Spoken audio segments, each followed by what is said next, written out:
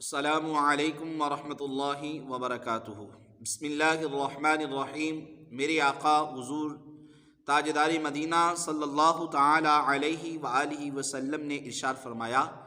کہ ماہ رجب المرجب عظمت والے مہینوں میں سے ایک مہینہ ہے، اور حضور علیہ السلام نے ارشاد فرمایا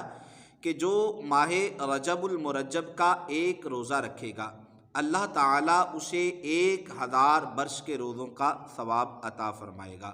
اور جو 2 روزے رکھے گا اللہ تعالیٰ اسے 2000 برس کے روزوں کا ثواب عطا فرمائے گا، اور جو اس ماہ مبارک میں 3 روزے رکھے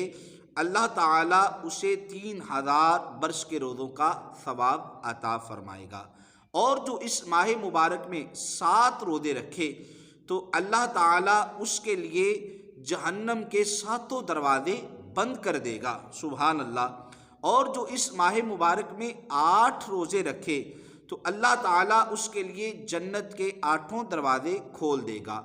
جس دروازے سے مرضی چاہے داخل ہو۔ اور جو اس ماہ مبارک میں